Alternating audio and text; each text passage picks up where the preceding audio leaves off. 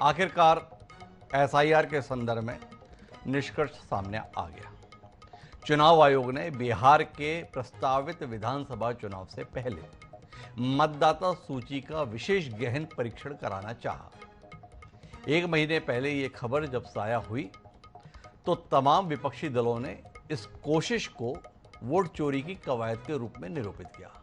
यह बताने की चेष्टा की कि बिहार में भारतीय जनता पार्टी के साथ नीतीश कुमार की गठबंधन सरकार की हालत ठीक नहीं है, इसलिए उस सरकार के बचाए रखने के लिए चुनाव आयोग के माध्यम से वोटों को चिन्हित करके इरादतन काटने की कोशिश की जा रही है। इधर चुनाव आयोग ने बताया कि एक निष्पक्ष और साफ सुथरा चुनाव कराना उसकी संवैधानिक जिम्मेदारी है। जो मतदाता के तौर पर पात्र हैं उन्हीं को मतदान का अधिकार मिले, यह सुनिश्चित करना चुनाव आयोग की जिम्मेदारी है।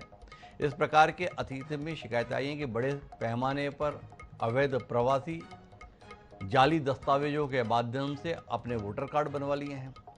अन्य देशों से आए हुए लोग जो इस देश के नागरिक नहीं हैं वह अपना वोटर कार्ड बनवाए हुए हैं और कुल मिलाकर एक साफ सुथरे चुनाव की परिकल्पना को तहस नहस करने में जुटे हुए हैं। और कुल मिलाकर इस पर बहस चलती रही। इस मसले को लेकर विपक्षी दलों ने, कुछ संगठनों ने अदालत का रास्ता भी अपनाया। अदालत के दरवाजे पर दस्तक दी, अदालत में सुनवाई भी हुई, सुप्रीम अदालत में सुनवाई हुई। सुप्रीम अदालत ने इस पूरी कार्रवाई को पर रोक लगाने से तो इनकार किया, पर इस बात पर जरूर अचंभा जताया कि भाई आप आधार कार्ड को या वोटर कार्ड को मान्यता क्यों नहीं दे रहे हो। उसने परामर्श भी दिया कि इसको भी आपको कंसीडर करना चाहिए, पर चुनाव आयोग ने इस परामर्श के संदर्भ में कोई ठोस उपक्रम किया हो ऐसी जानकारी सामने नहीं आई। आखिरी जो सुनवाई हुई अदालत में, उसमें अदालत ने यह कहा था कि अगर बड़े पैमाने पर वोटर्स काटे जाते हैं तो हम दखल देंगे। अब आज चुनाव आयोग ने प्रारंभिक रूप से सूची का प्रकाशन कर दिया है।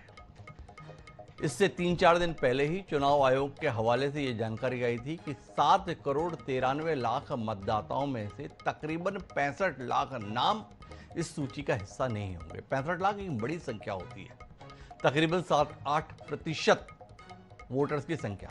इसमें यह भी बताया गया कि 20 लाख 22 लाख मतदाता तो ऐसे हैं जो अब जिंदा ही नहीं है, इसलिए उनके नाम हटेंगे।